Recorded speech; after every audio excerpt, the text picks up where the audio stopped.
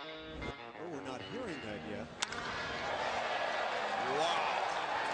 Carter will take the tour on this monster shot. 1-0 Astros, number 5. That was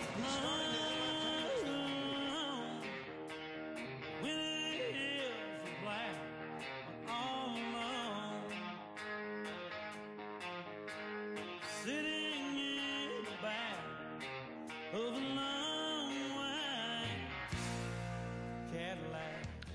I am Nathan Jackson, that was Dwight Yoakam, and welcome to our sophomore slump episode of Clubhouse Chemistry.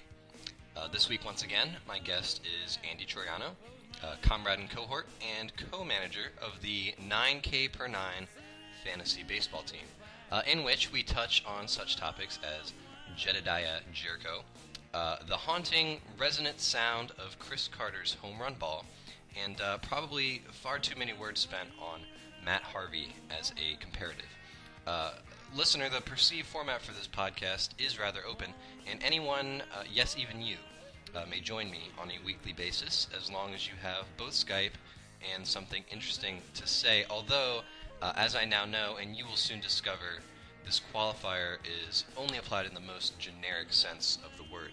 I feel compelled to mention that the purpose, or lack thereof, for this podcast is not to provide so much as fantasy advice per se, but to use fantasy baseball as a vehicle with which to both entertain the listener as well as to possibly remind the listener of how to feel the emotion of regret. Now that I have qualified away all your expectations, it is my pleasure to present the human panic button, Andy Troiano.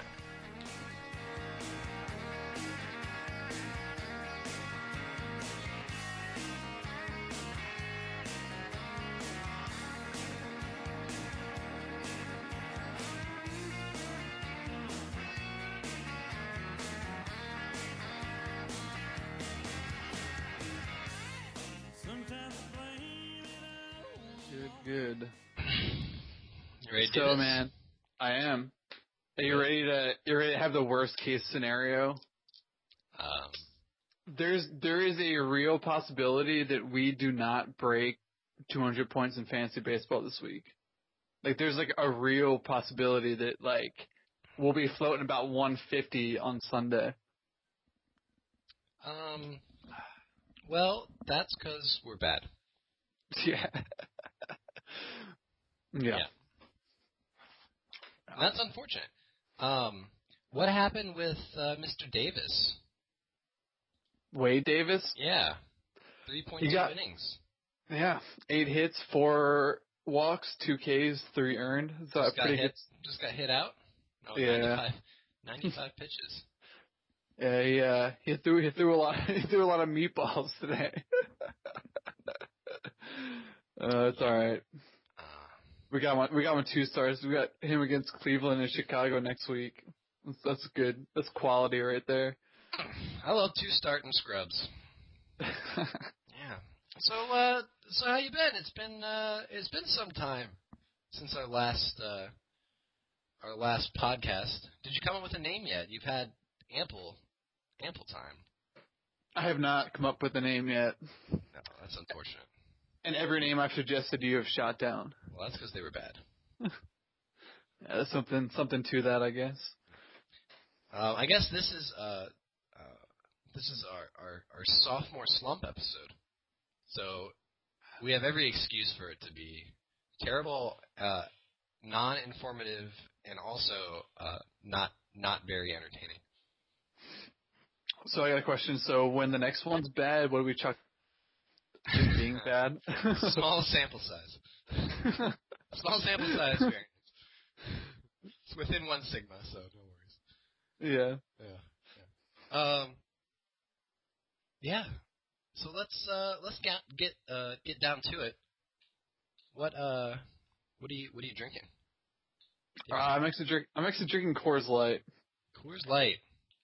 Yeah, not my beer of choice, but because I have a baby on the way, I have to start cutting back on what I spend my money on, and I do enjoy Coors Light, and it's not like $12 to $16 a 6-pack. I'm not antagonizing you about it. I know. I'm just trying to justify it to myself Yeah. because I usually have a rule where life is too short to drink cheap beer. Yet I find myself drinking cheap beer. So. Okay. Do you know what? If this were a Braves radio, if this were a Braves television broadcast, do you know what we would call that? No. The Cold Train. Yeah, I don't watch much Braves baseball. Apparently, if you did, you would have called it the Cold Train. Even when they're playing the Phillies, I tend to not watch them because I don't really. I'll just look at the box score. Yeah. Hey, Jed Jerko, the jerk, he's let us down. I mean, our whole actually everybody we drafted has let us down outside of Carlos Gonzalez. Probably. Oh, I guess we didn't draft Bryce Harper. We kept him. Yes. Yeah. So he doesn't count as well. Yeah, well, we traded for Cargo, so technically we didn't keep him. Okay. Yeah. Jed Jerko. Quite the power bat. Am I right? Yeah, I mean, I think he hit a double this week, so I think his ISO is above 1, or above 0.00, above 0. Let's take a look at that ISO. So much for his 30 home run 2012 minor league season. I think I read somewhere that he was the real deal, and I don't think he's the real deal yet. He might be eventually, but I don't think he's there right now. And I don't think he can hit the curveballs, man. Trouble, you know what I'm saying? Trouble with the curve, indeed, sir. Can you go ahead and for the record call him a quad A player? Yeah, he is a quad A player. Thank you. Just wanted to get that on record. Actually, he's sporting a solid ISO of .057. That's really good. That's what we look for on a starter on our fantasy team this year. Yeah. We're looking for those guys with the power numbers. Yeah. Well, yeah. So hypothetical. If you owned a fantasy baseball team, if you managed a fantasy baseball team, and you had a choice at third base between young Jerko, Mr. Will Middlebrooks, right? Will Middlebrooks, or Nolan Arenado. Which would you choose? Starting next week. Nolan Arenado, even though he's not going to be called up, because you're not going to get anything. Assuming he was called up. Than him over Jerko and Middlebrooks. Probably Middlebrooks next because he can hit home runs, and then Jerko I would probably just drop because he's not worth rostering. And the reason behind that is Arenado plays in Coors Field, so he's gonna hit home runs. And the problem with Middlebrooks is he said that his job is not to walk, is to hit home runs, which is why he'll hit a home run and then strike out 1,000,000 times and then hit another home. He's the Chris Carter of third baseman. Ooh. Segue alert. It's too early yet though. I'm not done with Will Middlebrooks. Guess his strikeout percentage. I don't know, like 36%. Very good. 32.9. That's close enough. That's within the error bars. I only know that because I watch him when he bats, and it makes me so mad. Yeah. He's just swinging at everything. Yeah, it's fun. It's fun. It's exciting baseball that you're watching there. Listeners, thank you again for joining us in this sophomore slump edition of whatever Andy's eventually going to name the podcast. Join us as we continue to look up statistics on Fangraphs, so you don't have to. So you don't have to do that. You're hearing it here. I have 2 windows open with Fangraphs, so I can double it up. So yeah. I'm ready. Lately, I've also been consulting the ESPN home run tracker. Oh, that's good. That's real good. That's why I told you we should start Chris Carter next week because he's got a lot of no doubt home runs, short left fields in his future. I mean, I don't really think it matters who we start at this point because right now, today, we are 1 for 24 with 2 ribbies, 2 runs, 3 walks, 4 strikeouts. That's really good. And a home run. Our only hit was a home run. This week, we are 8 for 69. Let's do that math real quick. Our team is batting well below the Mendoza line. We are batting 115. And so today we're 1 for 24 with 1 home run. That's it. It was a Josh Rutledge home run. So our team, our team is has 100% of their hits going for home runs. Is that correct? Yes, that's a solid stat right there. Well, Andy, I'm sorry to break it to you. That is my fantasy, and this is fantasy baseball. That is my fantasy. That it sounds weird saying it like that. So I got a question for you. So when do you think it's panic time? So being 3-0 or being like, let's say that you are winning. Let's say that you have a winning record. Let's say that you're 3-0. Not just talking about our fantasy team because nobody really wants to hear an hour-long podcast on our fantasy team. But let's say you're 3-0, like our situation. I'm already getting bored with our fantasy team, by the way. You're already what? I'm already getting bored talking about our fantasy team. Yeah. So let's say you're 3-0 in fantasy, and yet your team doesn't put up 150 points. Do you hit the panic button? Like, are you like, oh no, like we gotta start dealing with people that have value? What do you do? What do you do when you hit the panic button? What does that mean? What does that mean for you? I think it depends on if you're in a redraft league, there is no panic button. It's unload people for keepers, but the problem is we already have our keepers, so there really is no panic button. We're in a great position. Even if we collapse the rest of the season, we're gonna win next year. Yeah. Probably not. Well, we have next year. Yeah. Look.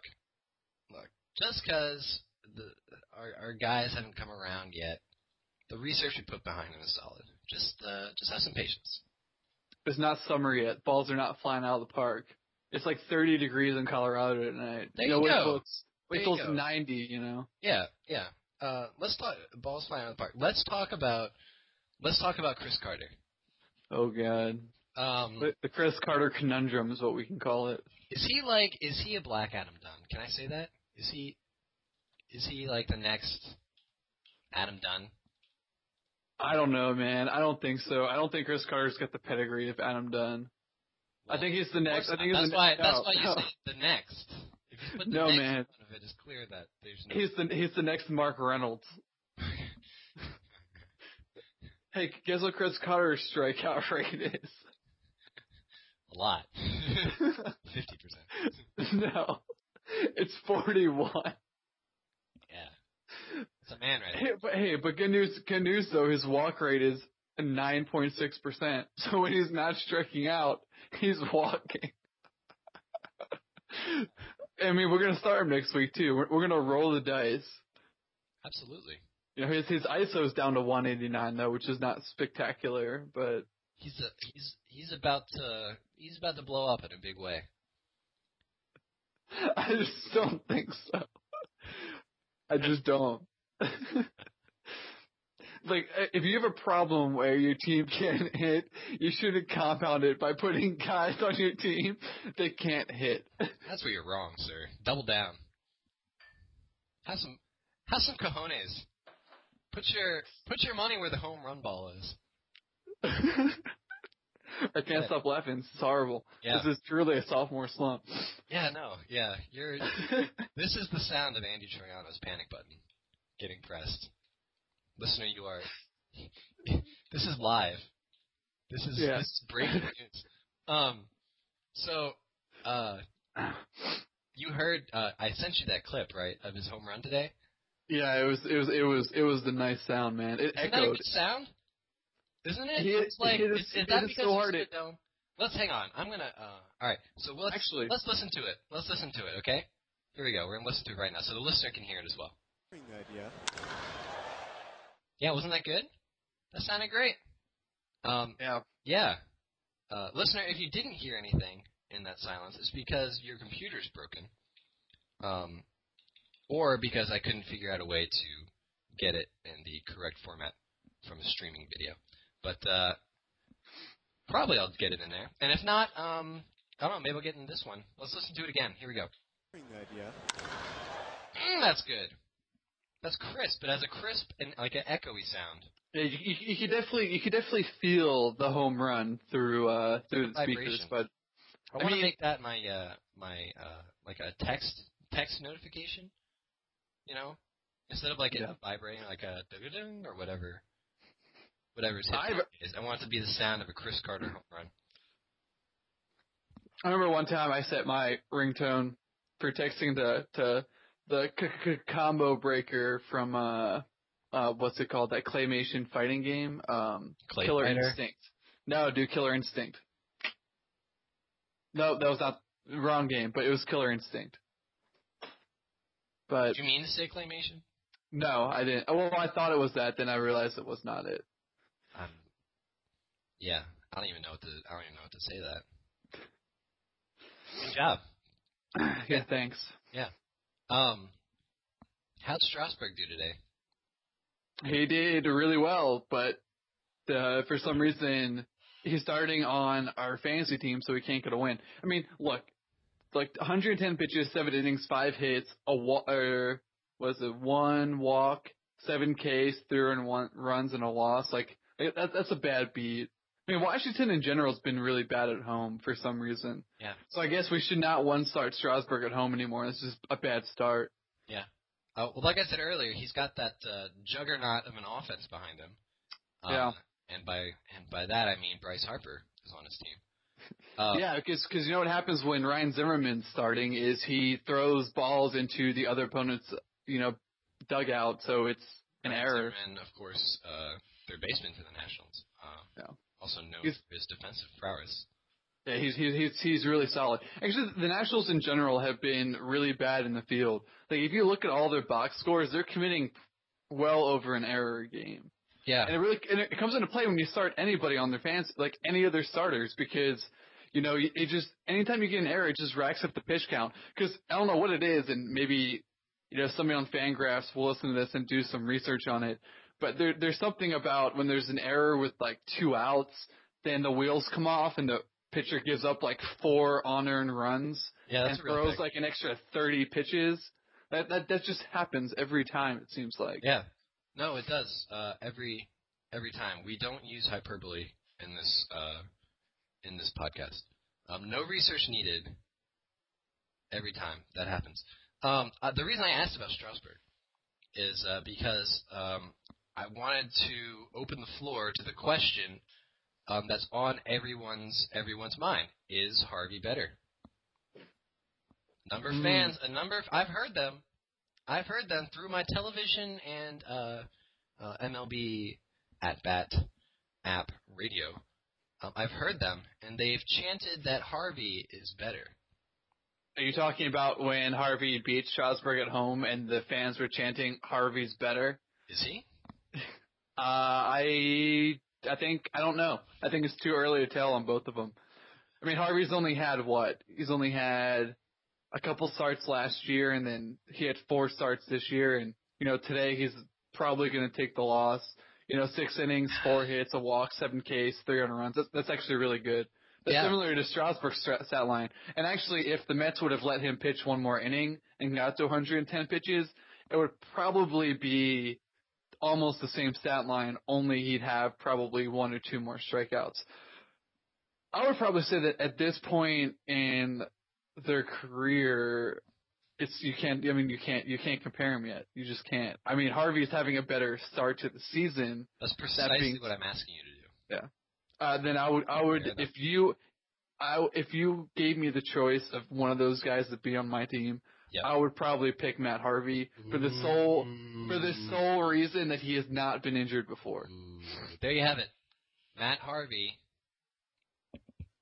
better than Steven Strasburg. You've heard it from the mouth of Andy.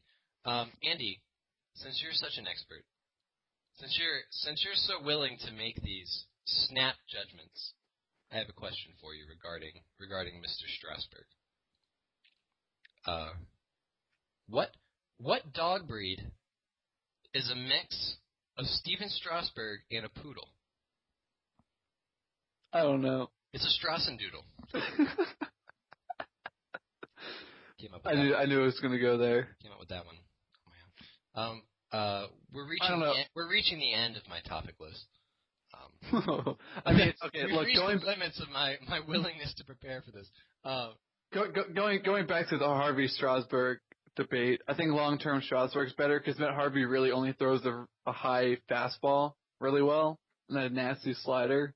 When Strasburg's got, a fastball, a curveball, and a changeup. So I don't really think that's much of a topic point. I think it's pretty clear that right now Strasburg is the better. Yeah. I would rather have Strasburg on a fantasy team than Matt Harvey. Yeah. I think it's silly to not say that. Moving on, I have two more topics, and then maybe we'll close. Earlier, actually, we were discussing a few things, and you made mention that you said that would be a good podcast topic. To what is actually kind of what I'm the point of this question. Were you referring to the topic of how we find waiver wire gems? So we were discussing that at the time, or my hitters typo. You remember? I said I was trying to say, remember how we got those hitters? The process behind finding our waiver wire gems, and instead I typed, remember how we got those Hitlers. Yeah, no, it was not about the Hitlers. Did you want to talk about how we got Hitlers? Is that what you want to discuss? That's not what I wanted to talk about. Okay. Do you have any thoughts on the other topic, how we did so well last year in mining the wire? I mean, I think that the difference between this year and last year is we had roster spots to pick up and drop. Like we've been pretty patient with like Ike Davis when we had Ike Davis and Jed Jerko, and we're like, all right, we're gonna just keep these guys on our roster, and like our pitchers are what they are, and we have quality pitchers that are just underperforming right now. And last year we picked up Reddick as soon as he started to get hot. Like the guys that are hot right now. I mean, we had Brian LaHair for 3 weeks when he was raking the ball. And then we dropped him like he was hot. And then picked up we picked up like Alan Craig instead. And I mean those guys are just, I don't know if they're there this year. I mean there's people like Marte that are hitting well now, but you mentioned that.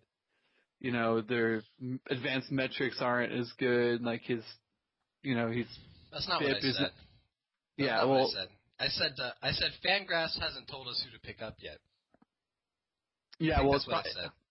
Yeah, and it's still early. I mean, if we can get Brandon Crawford, is that his name? Brandon Crawford, off of waivers tonight, that would go a long way. And maybe we can try to trade Rutledge to somebody, but I don't know if we'll be able to trade Rutledge. I don't think he has any trade value. Yeah. Because nobody knows who he is and nobody trusts.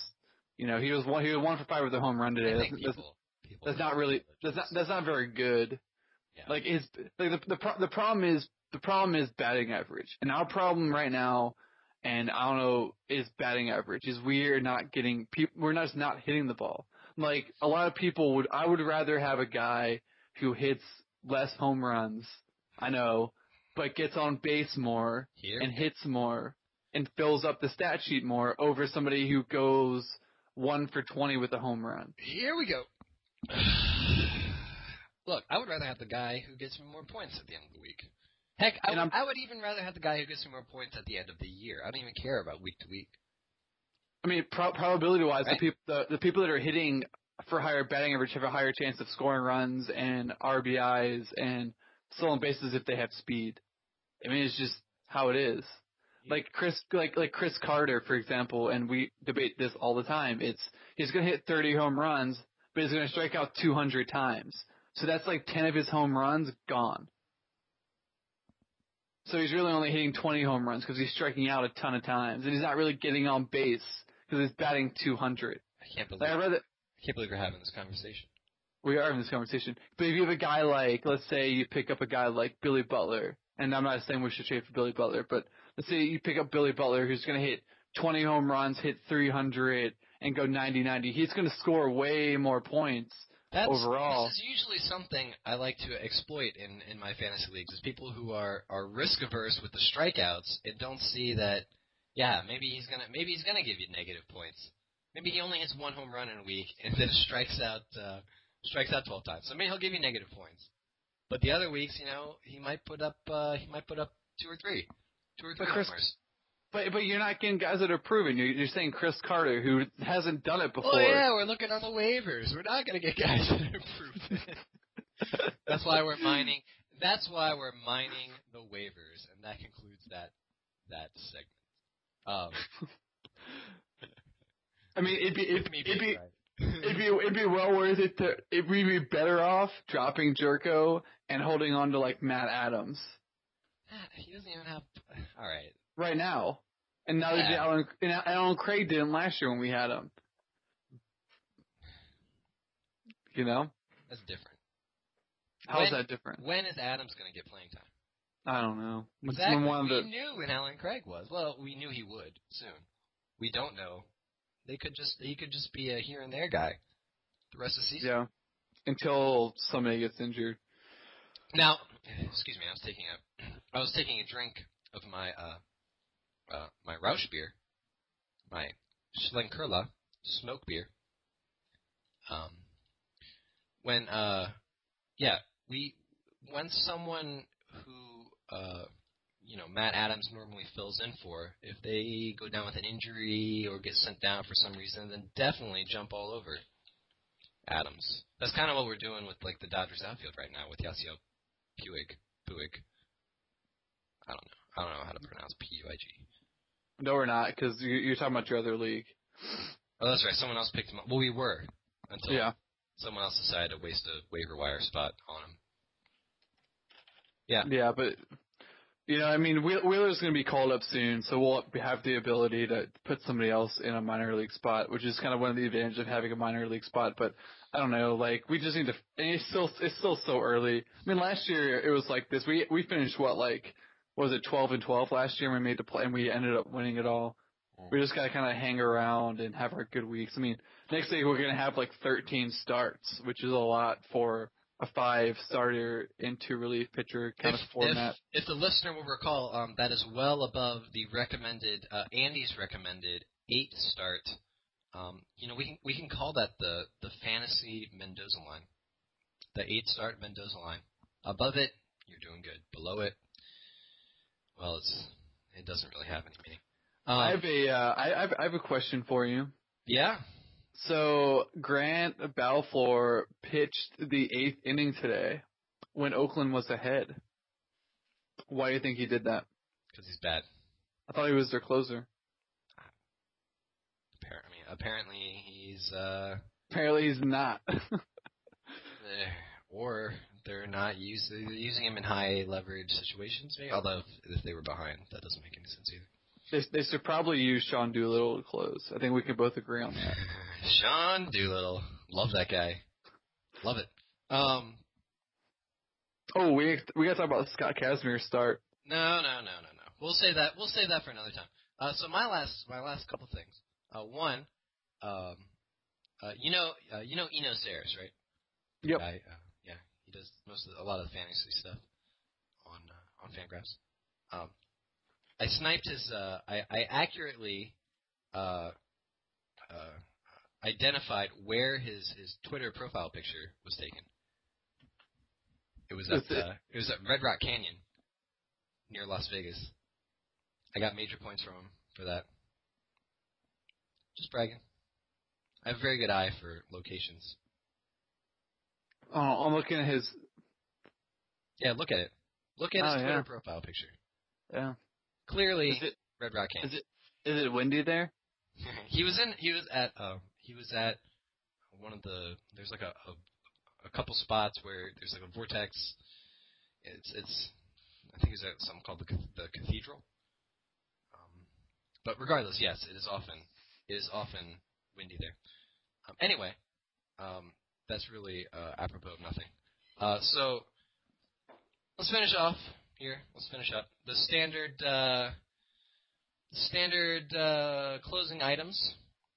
Standard as of one episode. Let's look at next week's preview on the CBS Sports Fantasy Baseball trademarked The Edge. Our team, Andy, the 9K per 9 or bust is our team name. And for the record, we are averaging well over 9 strikeouts per 9 innings. Noted for my memoirs. We are going up against Team Narkill, yeah. Mr. Scott Rayleigh. And we have the edge. 384 points to 322 points. I imagine after this week it will drop us down to an average of 180 points because we are averaging 200. Fairly bad, and somehow we're 3-0. We're averaging about 120 points a week now. So. Yep. All right. Last item, Andy. It's all you. Indie Band of the Week. Young Galaxy. Young Galaxy, ladies and gentlemen. You have any thoughts on them? Just like them? They got any particularly good song? Their whole new CD that just came out. New Summer is probably their best song off that new CD. New Summer. Very good. CD is called Ultramarine. Ultramarine. Noted. Very good. Well, that'll do it. Any last words? Yeah, this was a terrible podcast. If I haven't do with the 3 beers I've been drinking since 7 o'clock tonight. Okay. Yeah. All right. All right. Well, thank you for joining us on our sophomore slump episode of the podcast. Andy has yet to come up with a name. Maybe I'll think of one. Probably not. Andy, why don't we stick around and talk for a little bit? Maybe discuss more pertinent fantasy things that won't bore everyone that's listening, or no one that's listening. Then yeah, I call done. All right. Yeah. All right. So let's